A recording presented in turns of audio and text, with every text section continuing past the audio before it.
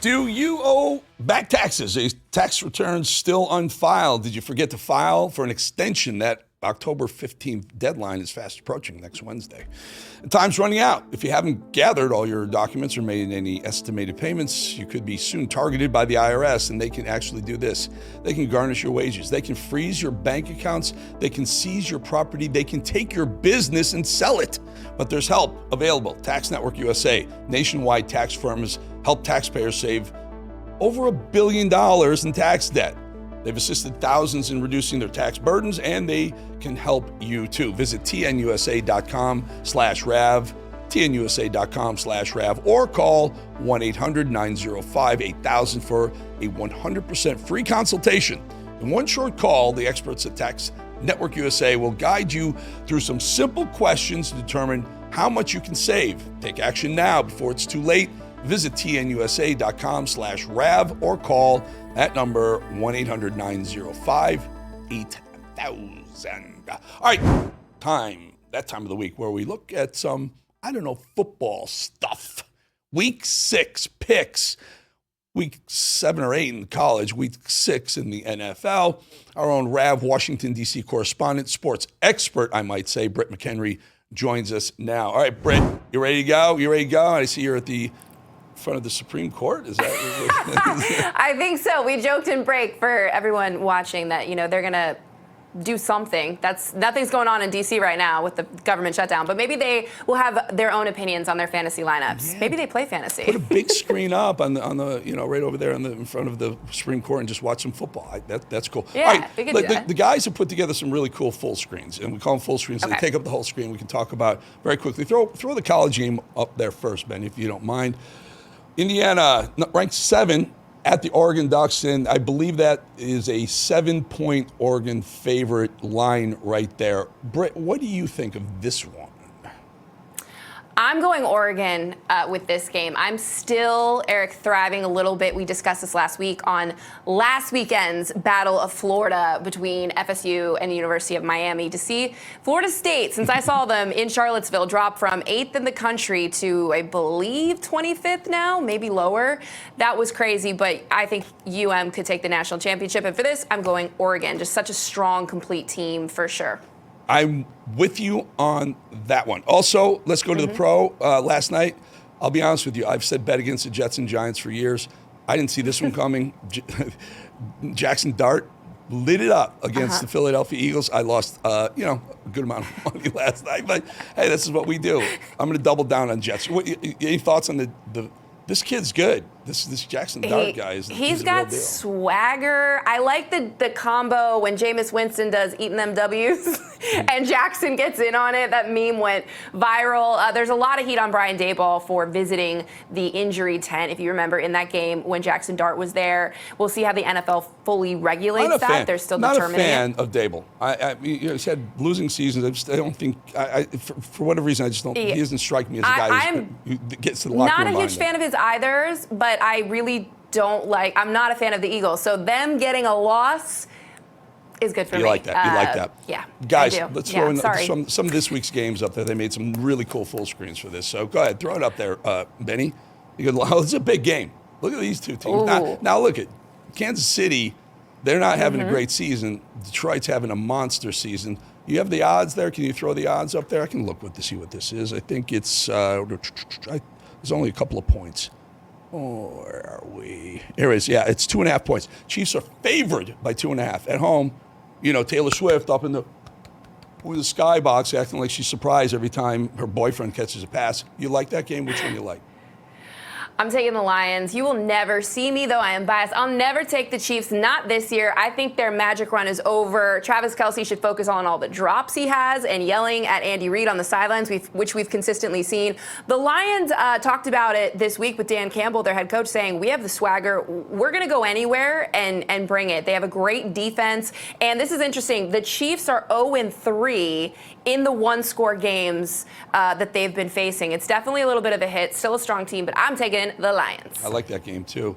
Because I have to bet against the Giants and the Jets, I am going to take the Broncos, giving 7.5 at the New Jersey Jets stadium, MetLife Stadium in New Jersey. Yeah, God bless Sean Payton, the head coach of the Broncos. He said, we're not looking at it as a trap game.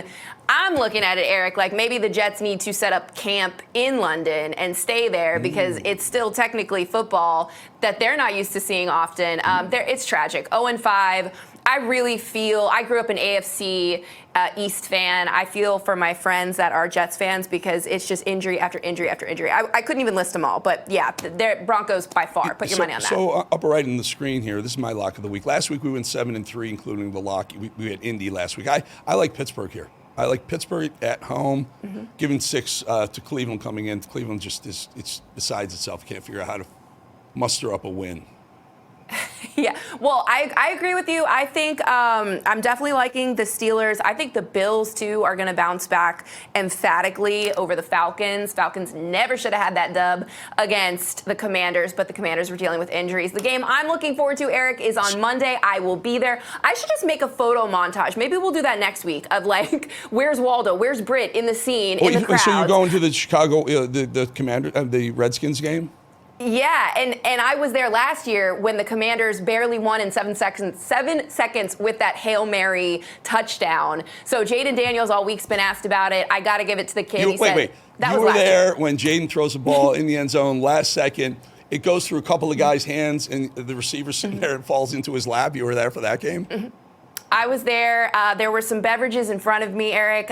Who knows if they were consumed, if they were left there. Spilled. I could feel, you could feel the stand shaking. And so I actually am still taking the Commanders, not because I'm a fan, but they have most of their wideouts. Deebo Samuels and Jaden Daniels are great. And they have the best rushing game in the league right now against Chicago. That's 31st in the league against allowing the run. So that's a defense that they could do work in. And I will show you photos and pictures, maybe next Friday. I love Maybe it. we'll do that.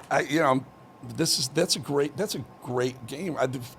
The Redskins, I keep almost calling them the Commanders, and thank you very much. Everybody does here. It's okay. The Redskins, no, I'm doing it on purpose. I hate the fact they changed it. And they got to change it back. Just change the name back. Come on. Go woke, go broke. We figured that out. I like that one too. Atlanta's a good team. Atlanta's a better team than people give them credit for. Buffalo's playing lights out. I don't know. You've so far picked every favorite. I just want to tell you. I just want you to know you picked the favorite so far. Can I say this because he's an elder millennial too, and technically when everyone says he's old, no, Joe Flacco is older than me.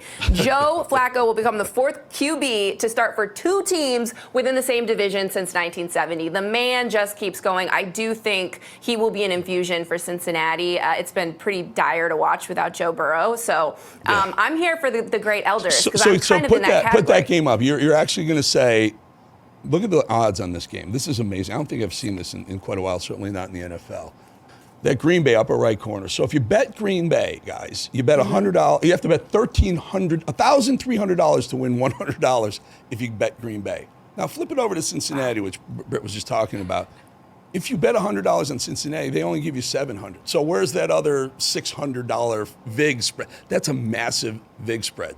So that's a game that you want to be careful. I think you're getting ripped off on both sides of that bet. But I don't know, 14.5 points is a lot of NFL points. So you like Cincinnati in that game? I kind of, at the very least, to make it competitive with Joe Flacco. I just love his journey. So maybe I'm betting with my heart a little bit on that one, which I tell people never to do. But I think he will be interesting. And the other thing to watch, I'm going to have an eye on, is the Miami Dolphins. With Mike McDaniel, I didn't realize this stat, Eric. He is 3-14 since he took over as head coach in 2022 against teams with winning records. They only have 1 win. If you've seen any of the video of this man, I covered him a lot when he was an assistant coach in Washington, Atlanta, Cleveland. He had so much swagger to start it out there, and now it's like he's cowered, walking in the hallways. There is no aura whatsoever. So I think it will continue to be pretty difficult. They lost Tyreek Hill. Yeah, they're hurting. And Tua, I'm not sure who likes Tua anymore. Certainly South Florida is not really on the Tua listen to bandwagon. this. You may appreciate this. For the Rams game, Matthew Stafford, he is only 50 yards away from surpassing Dan the Man, who I grew up loving, Dan Marino. Britt, I got to go. But one of the guys in fantasy football has 2 quarterbacks. He's got the Chargers quarterback and he's got the Green Bay Love. Which one would you start here? Justin Herbert. I think they're going to be out for a lot of redemption after that That Commanders game, which was great to watch. Mad Dog Justin Herbert from Britt McHenry. I was going to go. I would say go with Love, but I defer. Send me hate mail if he doesn't perform. All right. Britt, we got to go. Have a great weekend. We'll watch and have fun at the Redskins game on Monday night. Yes, I will. I'll post all about it to you. All right, folks. Very quickly, here is another look at Jordan Belfort. When I asked him about all the things that went wrong in his life, did he have any regrets? Watch. You've owned your mistakes publicly. What's the hardest truth that you have to come to terms with?